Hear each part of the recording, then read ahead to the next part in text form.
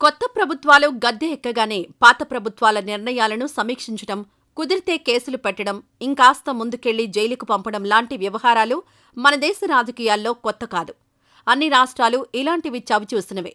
కానీ అధికారం పొరలుగా కమ్మి ఉండగా ప్రత్యర్థుల పట్ల ఎలా వ్యవహరిస్తున్నారనేది చాలా కీలకం.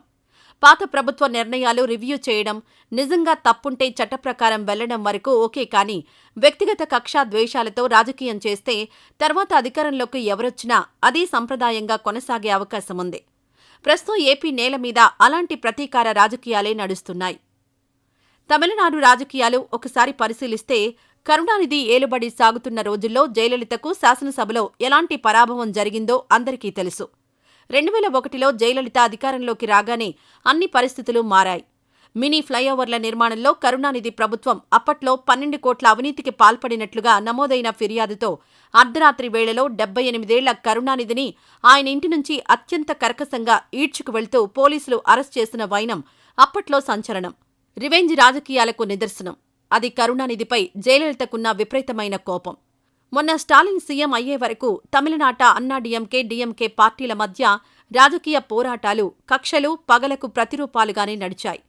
సరిగ్గా అదే తరహా వాతావరణం ఇప్పుడు ఆంధ్రప్రదేశ్లో కనిపిస్తోంది. ఉమ్మడి ఆంధ్రప్రదేశ్గా ఉన్నప్పుడు ఎప్పుడూ ఇలాంటి రాజకీయాలు చూడలేదు. ఇప్పుడు కొత్త తరహా పాలిటిక్స్ను చూస్తున్నాం. నాడు వైసీపీ అధికారంలో ఉన్నప్పుడు చంద్రబాబు నాయుడు నుంచి పార్టీ నేతలు అచ్చెన్నాయుడు, కొల్లు రవీంద్ర వంటి నేతలను అరెస్ట్ చేసి జైలుకు పంపారు.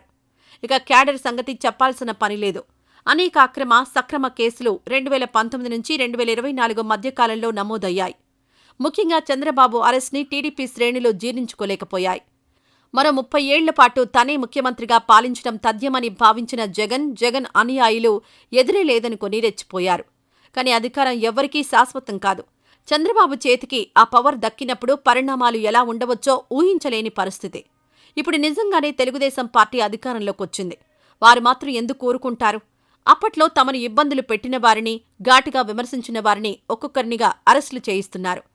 చట్టప్రకారం అరెస్టులు చేస్తామని చెబుతున్నప్పటికీ దాని వెనుక ఉన్నది రివెంజ్ మాత్రమే అన్న విషయం ఏపీలో ఎవరినడిగినా చెబుతారు. ఇప్పుడు వరుస అరెస్టులు వైసీపీ నేతలను కలవరపెడుతున్నాయి. ఇప్పటికే నందిగాం సురేష్, పిన్నెల్లి రామకృష్ణారెడ్డి, వల్లభనేని వంశీ, పోసాని కృష్ణమురళీలు అరెస్టయ్యారు. వరుస కేసులు నమోదవుతూ ఉండడంతో ఎప్పుడు ఎవరు అరెస్ట్ అవుతారోనన్న టెన్షన్ ఉన్నప్పటికీ వైసీపీ నేతలు మానసికంగా తమ అరెస్టు తప్పదని సిద్ధమైనట్లే కనిపిస్తోంది. ఇదిలా ఉంటే తమను ఇబ్బంది పెట్టిన వారిని వదలొద్దంటూ టీడీపీ సోషల్ మీడియాలో క్యాడర్ హెచ్చరికలు జారీ చేస్తోంది. పలానా వారిని ఎప్పుడు అరెస్ట్ చేస్తారో చెప్పాలంటూ నేరుగా ప్రశ్నిస్తూ పార్టీ అధినాయకత్వానికే సవాళ్లు విసురుతోంది. అధికారంలోకొచ్చి 10 నెలలు దాటుతున్నా ఇంకా కొంతమందిని అరెస్ట్ చేయకపోవడమేంటని నిలదీస్తున్నారు. దీంతో కూటమి ప్రభుత్వంపై కూడా ఒత్తిడి పెరుగుతుందనే చెప్పాలి. దాంతో మరిన్ని అరెస్టులకు రంగం సిద్ధమవుతోంది. ఇక వైసీపీ క్యాడర్ కూడా ఏమాత్రం తగ్గడం లేదు. కానివ్వండి, అరెస్ట్ చేయండి, మేం సిద్ధం.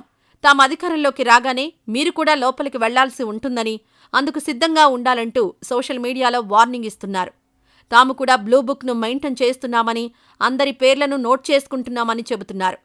సోషల్ మీడియాలో వస్తున్న పోస్టులను చూసి వైసీపీ అధినేత జగన్ కూడా తనదైన శైలిలో స్పందించారు.